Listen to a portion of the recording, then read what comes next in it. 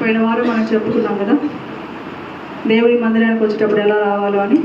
కాబట్టి దేవుని మందిరానికి వచ్చేటప్పుడు జాగ్రత్తగా మన ప్రవర్తనని చూసుకొని ఏం విడిచిపెట్టి రావాలో అవి విడిచిపెట్టి లోపలికి వచ్చి జాగ్రత్తగా దేవుని వాక్యాన్ని విన్నాం.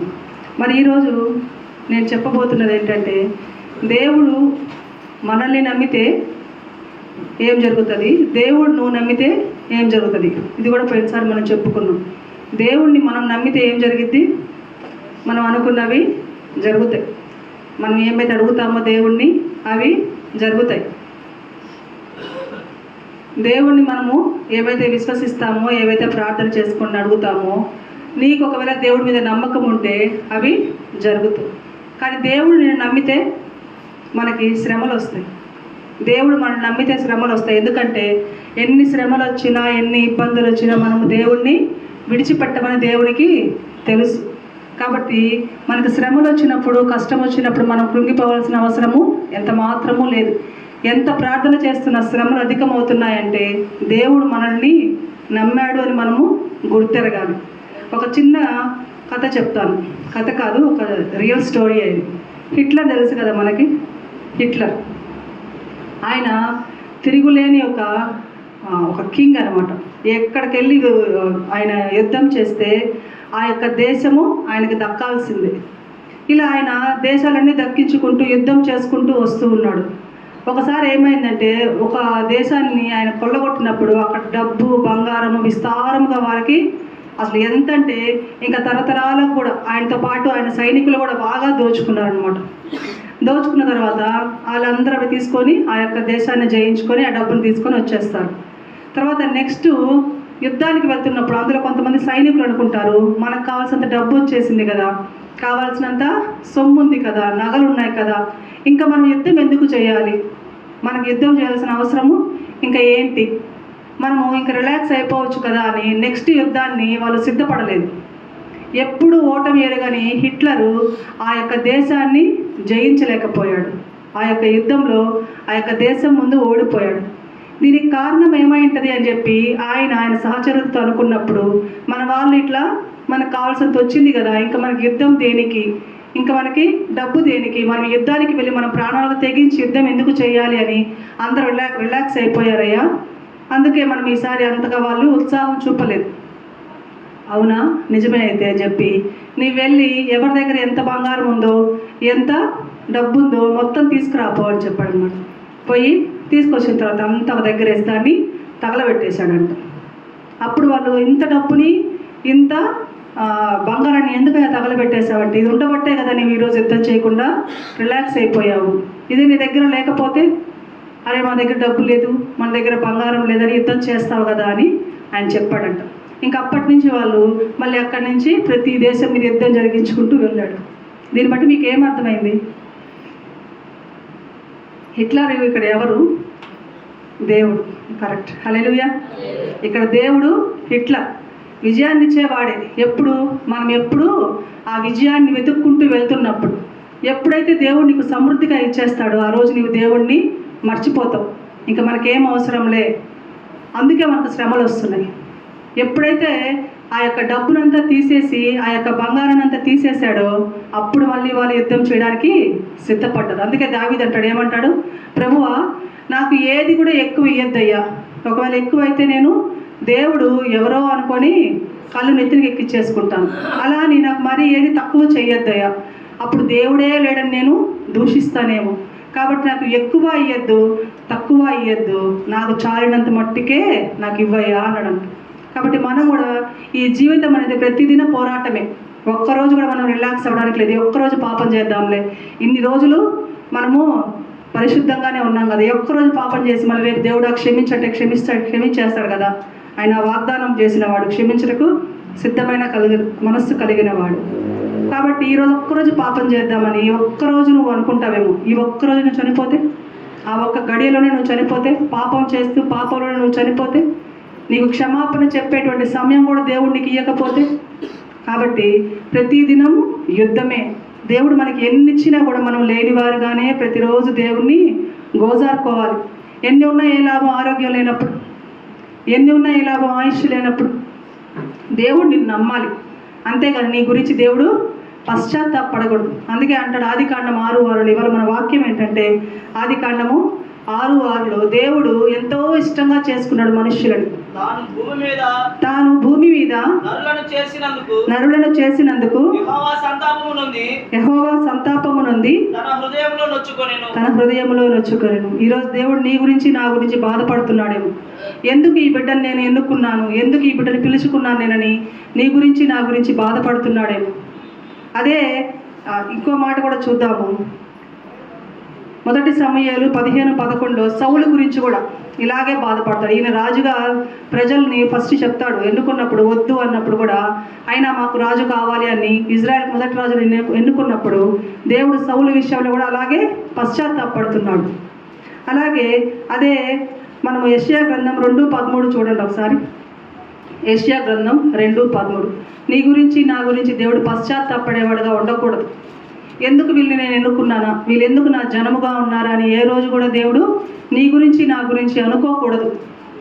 చూద్దాం ఏబేలు 2:13 మన దేవుడు మన గురించి పశ్చాత్తాపడేవాడుగా ఉండకూడదని చెప్తుంది. మనం పశ్చాత్తాపడాలి. ఇన్ని పాపాలు చేస్తున్నామే, దేవుడికి మనం ఎంత అన్యాయం చేస్తున్నామే, దేవుడు మనకి ఎంత చేసినా కూడా మనం దేవునికి ప్రార్థన చేయలేకపోతున్నామే అని మనము మన హృదయంలో పశ్చాత్తాపడాలి. కానీ నిన్ను నన్ను పిలుచుకున్నందుకు, నిన్ను నన్ను బ్రతికించినందుకు దేవుడు పశ్చాత్తాపడకూడదు.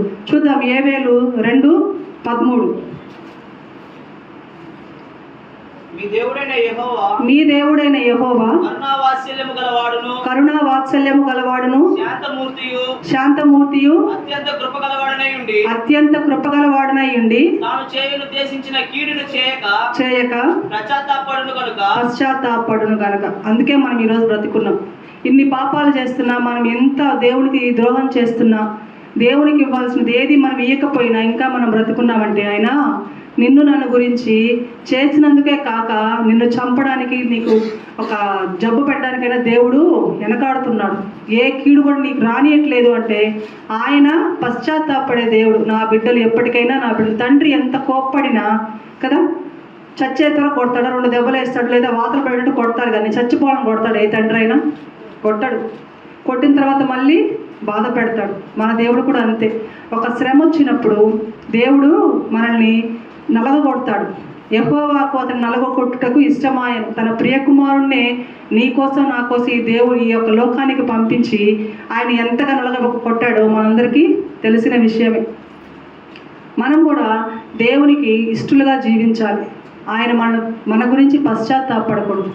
మన మీద ఆయనకి నమ్మకం ఉండాలి. ఎన్ని కష్టాలు వచ్చినా యోబును మనము జ్ఞాపకం చేసుకోవాలి. యోబు విడిచిపెట్టాడా? నోటి మాటతో కూడా పాపము చేయలేదని చెప్తున్నాడు. దేవుడు ఏమడుగుతున్నాడు? ఇప్పుడు ఇందాక మన వాక్యంలో విన్నాము. ఆ నయమానుని ఆ యొక్క దైవజనుడు, నువ్వు నాకు ఒక 3 బస్తాలు బంగారము, 10 బస్తాలు డబ్బుని, 20 బస్తాల వెండిని కానుకల్ని నాకు ఇయ్యాలి అంటే ఇయ్యవా? నా కుష్ఠరోగం నయం అవ్వాలే కానీ నా దేశంలో ఉన్న ప్రతి సొమ్మును తెచ్చి నీకే ఇస్తానంటాం కదా. మనం కూడా బాగలేనప్పుడు ఎన్నో ఉడంబడికలు చేసేసుకుంటాం. దేవుడి దగ్గరికి వచ్చి, ప్రభువా ఇదిగో నాకు ఇది కానీ అయితే నాయన నేను ఇలా ఉంటాను అని ఉడంబడిక చేసుకుంటాం, ప్రమాణం చేసుకుంటాం దేవుని దగ్గర. కానీ ఆ యొక్క స్థితిని దాటిన తర్వాత, ఆ యొక్క కష్టం దాటిన తర్వాత, లేకపోతే ఆ యొక్క శ్రమ దాటిపోయిన తర్వాత కొద్ది రోజులు బాగానే ఉంటాం, కానీ మళ్ళీ మునుపటి స్థితికి వచ్చేస్తున్నాం. ఎక్కడో 10 మందిలో ఒక్కరు మాత్రమే ఆ యొక్క ఉడంబడికి కట్టుబడి ఉంటున్నారు, మిగతా వాళ్ళందరూ మర్చిపోతున్నారు. నువ్వు దేవుడితో ప్రమాణం చేసుకోకపోయినా పర్వాలేదు, కానీ ప్రమాణం చేసి మాత్రం దాని నుండి తప్పిపోవద్దు. ఆయన ఏం అడగట్లేదు, నిన్ను నీ హృదయాన్ని మాత్రమే అడుగుతున్నాడు. మనము మన హృదయాన్ని తప్ప అన్నీ ఇస్తానంటాం. కానుకిస్తామంటాం, ఫలాలు తెచ్చిస్తానంటాం, ఏదో మందిరానికి మాట సామెతకు వస్తాం, కానీ హృదయాన్ని మాత్రం దేవుడికి దూరంగానే ఉంచుతున్నాం. హృదయంలో దేవుడికి స్థానమే లేదు ఈ రోజుకి కూడా. కాబట్టి ఆయన ఏమడిగితే అది నువ్వు ఈరోజు సిద్ధంగా ఉండాలి. కానీ ఆయన అడిగేది ఏంటి? ఏమడుగుతున్నాడు? హృదయాన్ని అడుగుతున్నాడు. ఒకప్పుడైతే బలి అర్పించాలి. నిన్న మనం చదువుకున్నాం కదా ఉపవాస ప్రార్థనలో, 3 ఏండ్ల పొట్టేల్ని, 3 ఏండ్ల ఎద్దని, 3 ఏండ్ల మేకని, ఒక గొర్రె పిల్లని, ఒక పెయ్యని, ఒక గువ్వని తెచ్చి దహన బలిగా అర్పించాలి. అలాగే ఇప్పుడు మనం కూడా ఒక రూల్ పెట్టుకొని ప్రతి వారం ఒక్కొక్కరు ఒక పొట్టేల్ని, ఒక కోడిని తెచ్చి ఇక్కడ బలి ఇవ్వాలి అని రూల్ పెడితే ఇస్తాం. కానీ దేవుడు ఆ బలి అడగట్లేదు. ఆ బలి వల్ల నరబలి అనే దేవుడికి ఇష్టమైనది కాదు. కానీ మనము మనుష్యులవి, ఆ హృదయాన్ని తప్ప మనం అన్నిటికీ లోబడిపోయి ఆ హృదయాన్ని మాత్రం దేవుడికి ఇవ్వకుండా దేవుని దగ్గర నుంచి ఏమీ పొందుకోలేకపోతున్నాం. అందుకే దేవుడు నీ గురించి నా గురించి పశ్చాత్తాపడుతున్నాడు. ఆయన ఎంతవరకు పశ్చాత్తాపడతాడు? ఆ 6:6కి కిందకు వచ్చిన తర్వాత ఏమైంది? ఫస్ట్ పశ్చాత్తాపడ్డాడు. నరుడిని చేసినందుకు సంతాపము నొందాడు. ఆదామును చేసినందుకు ఆయన పశ్చాత్తాపడి భూమి మీదకు పంపించేసిన తర్వాత ఏమొచ్చింది? మరణం. తర్వాత ఈ నోవాహ కాలంలో ఆ మనుషులను చూసి పశ్చాత్తాపడిన తర్వాత ఏమొచ్చింది? జలప్రళయం. 45 రాత్రులు 40 పగళ్ళు నాశనం అయిపోయింది ప్రపంచం. కాబట్టి దేవుని పశ్చాత్తాపాన్ని మనము గురి కాకూడదు. ఆ తర్వాత యొక్క పరిణామాన్ని మనము ఊహించలేం. ఇప్పుడే విన్నాం, ఇది వేదనతో కూడిన సంవత్సరం.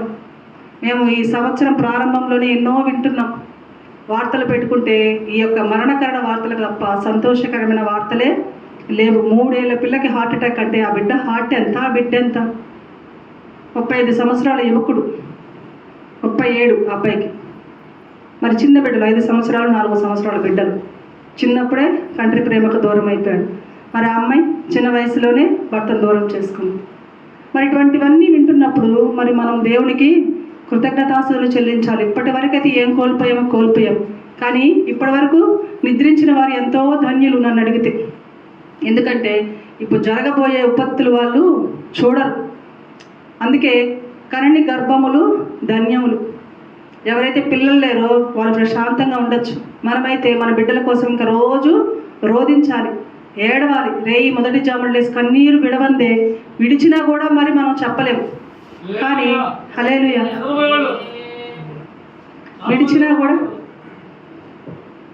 నిద్రించకూడదు దేవుని మందిరంలో. ఒకసారి ఇట్లాగనే పేతురు సంభాషిస్తూ ఉంటాడు. ఒక యువకుడు కిటికీ పక్కన కూర్చొని నిద్రిస్తూ ఉంటాడు.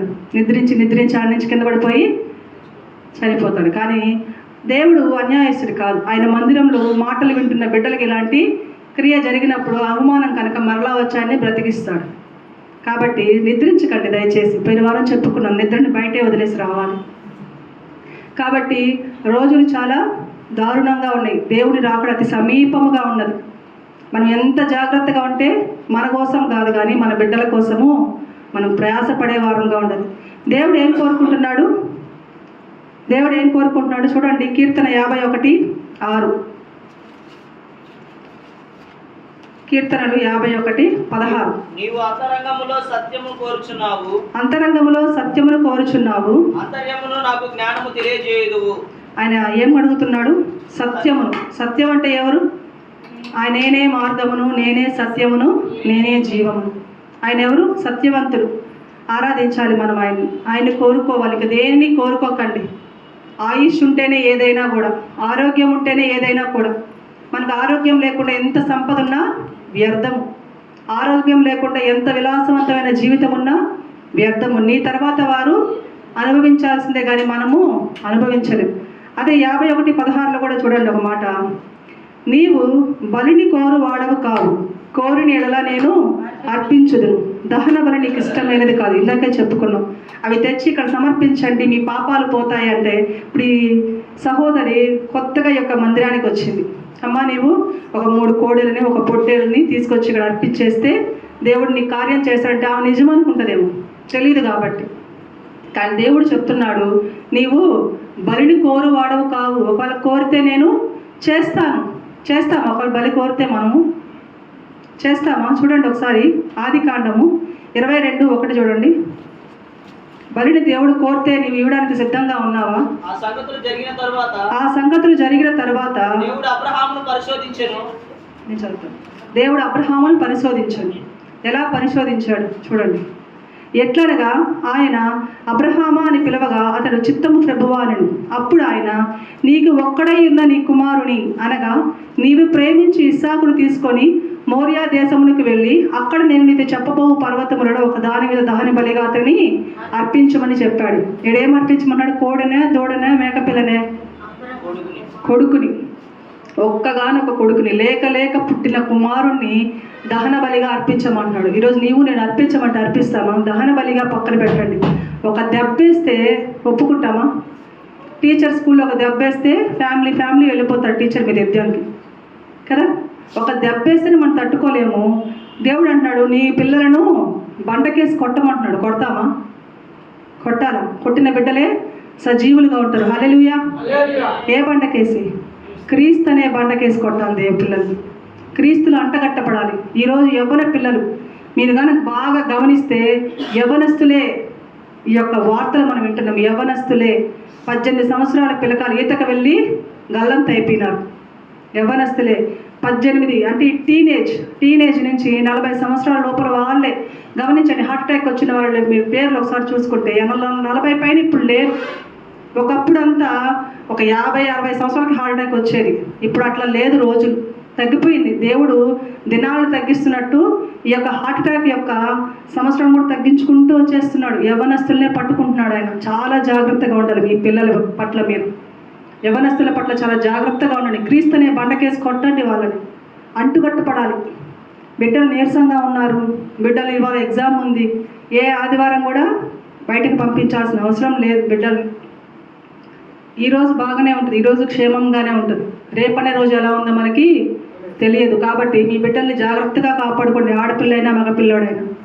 ఆయన అంటున్నాడు నీ కుమారుని బలిగా ఇవ్వు. బలి తీసుకునే దేవుడా మన దేవుడు? మన దేవుడు బలి తీసుకునే దేవుడా? చూడండి, బలిగా ఎవరు కోరుతారో కీర్తనలు 106:37 చదవండి ఒకసారి. కీర్తనలు 106:37.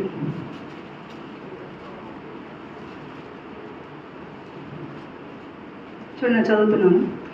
మరియు వారు తమ కుమారులను తమ కుమార్తెలను దెయ్యములకు బలిగా అర్పించిరి. ఎవరు కోరుతారు బలి? ఎవరు కోరుతారు? నరబలి ఇవన్నీ ఎవరు కోరుతారంట? దెయ్యములు. మనం కాదు. మన దేవుడు మనుషుల్ని బలి ఇవ్వమని అడిగేటువంటి దేవుడు కాడు. బలి ఇస్తారంటే ఆయనకి ఇష్టం ఉండదు. మరి ఇస్సాకుని బలి ఇవ్వమన్నప్పుడు ఇస్సాకుని బలి ఇవ్వడానికి అబ్రహాం ఇష్టపడ్డాడా? ఇష్టపడలేదా? ఇష్టపడ్డాడు, సిద్ధపడ్డాడు, మొత్తాన్ని పెట్టేశాడు కూడా. ఆ యొక్క కట్టెల మీద పెట్టేశాడు. వస్తున్నప్పుడు ఎక్కడికి వెళ్తున్నాం నాన్న అంటే మనము యెహోవాకు దహన బలి ఇవ్వడానికి వెళ్తున్నాము అంటే, మరి బలి ఇవ్వాలంటే పశువు ఉండాలి కదా నాన్న అంటాడు ఇస్సాకు కదా. మీకు కూడా ఉండొచ్చు ఈ పేర్లు, కొత్తగా అనిపించదు. ఎందుకంటే బైబిల్ గ్రంథము మనందరికీ తెలిసిందే. ఎక్కడా నాన్న బలికి పశువు ఎక్కడా అంటే ఆ తండ్రి నువ్వే అని చెప్పలేక ఎంత కుమిలిపోయాడే కదా. మనం ఒక్క మాట జ్ఞాపకం చేసుకోవాలి. నీ నోటి మాటనే దేవుడు ఏం చేస్తాడు? స్థిరపరుస్తాడు. నీ నోటి మాటనే. అబ్రహాం అక్కడ ఏమన్నాడు చూడండి, 8వ వచనం చదువుతున్నాను, ఒకసారి 7 కూడా చదువుతాను. వారిద్దరూ కూడి వెళ్ళుచుండగా ఇస్సాకు తన తండ్రి అయిన అబ్రహాముతో నా తండ్రి అని పిలిచెను. అందుకతడు ఏమి నా కుమారుడా అనను. అప్పుడు అతడు నిప్పును కట్టెలను ఉన్నవి కానీ దహన బలికి గొర్రెపిల్ల ఏది అని అడగగా అబ్రహాము నా కుమారుడా, దేవుడే దహన బలికి గొర్రెపిల్లను చూచుకొనునని చెప్పాను. హల్లెలూయా. నిన్నే బలి ఇమ్మంటున్నాడు అనలేదు, నిన్నే బలి ఇవ్వమని అడగడం లేదు. దేవుడే గొర్రెపిల్లని చూసుకుంటాడని చెప్పాడు. మరి చంపే టైంకి ఏం చేశాడు? వచ్చి అబ్రహామా ఆ చిన్నవాడి మీదకి కత్తి ఎత్తద్దు, అది నేను నీకు వాగ్దాన పుత్రుని. వాగ్దానం చేసిన వాడు నమ్మదగిన వాడు, ఆయన మాట తప్పేవాడు కాడు. నీవు నేను మాట తప్పుతాం కానీ దేవుడు ఎప్పుడు మాట తప్పడు. మరి ఇస్సాకును బలి తీసుకున్నాడా? తీసుకో. దేవుడు అబ్రహామును నమ్మాడు, అందుకే ఇస్సాకుని బలిగా అర్పించడానికి సిద్ధపడిన దేవుడు ఆ యొక్క బలిని ఆపాడు, గొర్రెపిల్లని చూసుకున్నాడు. మరి ఇంకొక మాట కానీ చూసినట్లయితే న్యాయాధిపతులు 11వ అధ్యాయం 30వ వచనం ఒకసారి చదువుతున్నాను. అప్పుడు యోఫ్తా యెహోవాకు మొక్కుకొనెను. ఎట్లనగా నీవు నా చేతులకు అమ్మోనీయులను నిశ్చయముగా అప్పగించిన ఎడల నేను అమ్మోనీయుల యొద్ద నుండి క్షేమముగా తిరిగి వచ్చినప్పుడు నన్ను ఎదుర్కొనుటకు నా ఇంటి ద్వారము నుండి బయలుదేరి వచ్చినదేదో అది యెహోవాకు ప్రతిష్ఠితమగును. మరియు దహన బలిగా దానిని యుద్ధంకి వెళ్ళేటప్పుడు నా ఇంటి ముందు నుంచి నేను ఎదుర్కొని వెళ్ళినప్పుడు నాకు ఎదురుగా ఫస్ట్ ఎవరైతే వస్తారో వారిని నీకు ప్రతిష్ఠితమైన చేస్తాను. మరియు అంటే ఇక్కడ మన భాషలో ఏంటంటే మరియు అంటే అది ప్లస్ ఇది అని, కానీ ఇక్కడ ఫుట్ నోట్లో చూస్తే లేదా అని. అది లేకపోతే ఆ యొక్క ఎదురుగా వచ్చే మొదటి వ్యక్తిని ప్రతిష్ఠితం చేస్తాను, లేకపోతే బలిస్తాను అని మొక్కుకున్నాడు. అప్పుడు ఎదురుగా ఎవరు వచ్చారు? ఫస్ట్ ఆయన కుమార్తె ఎదురొచ్చింది. కానీ మనం కానీ చూసినట్లయితే ఆమె తండ్రికి లోబడినదే. నేను నిన్ను బలిస్తానని ఇట్లా మొక్కుకున్నానమ్మా అంటే ఆమె ఏమనింది? సరే నేను వెళ్ళి ఒకసారి దేవునికి నేను ప్రార్థన చేసుకొని వస్తాను, తర్వాత ఇంకా నీ ఇష్టం అని చెప్పినప్పుడు ప్రార్థన చేసుకొని వస్తుంది. మనం చదువుకుంటా వెళ్తే కింద మనకి కనిపిస్తుంది. అక్కడ ఏంటంటే ఆయన ఏం చేశాడంటే దేవుడు ఆమెని బలిగా తీసుకోలేదు, ప్రతిష్ఠించేశాడు దేవుడు. ఎప్పుడు కూడా దేవుడు బలిని కోరేవాడు కాడు. ఆమె కుమార్తెని దేవుడు ప్రతిష్ఠించుకున్నాడు. చూడండి, ఆ 2 నెలల తర్వాత ఆమె 2 నెలల సమయం తీసుకుంది వెళ్ళి నేను ప్రార్థన చేసుకొని వస్తానని. ఆ 2 నెలల అంతమున ఆమె తన తండ్రి ఎద్దకు తిరిగి రాగా అతడు తాను మొక్కుకున్న మొక్కుబడి చొప్పున ఆమెకు చేశాను. ఏం మొక్కుకున్నాడు? బలైన అర్పిస్తా అన్నాడు, ప్రతిష్ఠితమైన చేస్తాడు. బలి ఇవ్వలేదు, ఆమెను దేవునికి ప్రతిష్ఠించేశాడు. అంటే పెళ్లి లేకుండా దేవునికి ఆమె సర్వస్వం అర్పించుకునేలాగా. ఆమె పురుషుని ఎరగనే లేదు. ప్రతి సంవత్సరమున ఇశ్రాయేలు కుమార్తెలు 4 దినములు గిలాదు దేశస్థుడైన యెఫ్తా కుమార్తెను ప్రసిద్ధి చేయట కద్దు. ప్రతి సంవత్సరం ఆమె దగ్గరికి వెళ్ళి ఆమెని ప్రసిద్ధి చేసుకొని వస్తూ ఉంటారు. సో ఎప్పుడు కూడా దేవుడు బలిని అడిగేవాడు కాదు. మనమే దేవుడికి ఏమి ఇవ్వాలో తెలియక ఏదేదో మొక్కేసుకుంటాం. ఇది ఇస్తాను, అది ఇస్తాను, అది ఎప్పుడు అడగలేదన్న. విరిగి నలిగిన హృదయమే దేవునికి ఇష్టము. విరిగిన హృదయాలే కానీ ఎప్పుడు ఎలా ఉంటాడంట? ఆసన్నుడు. మనం కనుక కీర్తనలు 51లో చూసుకుంటే 17 వాటిల కిందకి వెళ్తే అక్కడ మనకి కనిపిస్తుంది. కాబట్టి దేవుణ్ణి మనం పశ్చాత్తాపడే సిచ్యువేషన్లో పెట్టకూడదు. నిన్ను గురించి నన్ను గురించి దేవుడు బాధపడకుండా ఆయనకు బలిగా ఇవ్వాలి. ఏమి ఇవ్వాలి? నీ హృదయాన్ని బలిగా ఇవ్వాలి. ఈ మాటలు మీ హృదయంలో ఉంచుకోండి. ప్రతిదినం మీరు ధ్యానించుకోండి. ఈ సంవత్సరంలో ప్రతి దినం మనము ప్రార్థన చేసేవారిగా దేవుని దగ్గర విలపించుకునేవారిగా ఉందాం. ఈ చిన్న మాటలు దేవుడు దీవించును గాక. నా అంతరంగమందున్న సమస్తమైన పరిశుద్ధ నామమును సన్నతించు. నా ప్రాణమా యెహోవాను సన్నతించు. ఆయన చేసిన చేయబోతున్న ఉపకారాల్లో దేనిని మరువకము.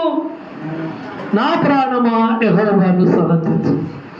మన పరమ తండ్రి అయిన యెహోవా దేవుని ప్రేమ, మన ప్రభు మన రక్షకుడైన యేసుక్రీస్తు వారి మహాకృప, పరిశుద్ధాత్మ దేవుని అన్యోన్య సహవాసం, కాపుదల, భద్రత, నడిపింపు ఇప్పుడు నువ్వు ఎల్లప్పుడూ సకల పరిశుద్ధులకును ఆయన సన్నిధిలో మోకరిల్లు నీకు నాకు మన కుటుంబానికి పరిచయకి దేవుని చల్లని దయలో ఆశీర్వదించబడుతాము గాక.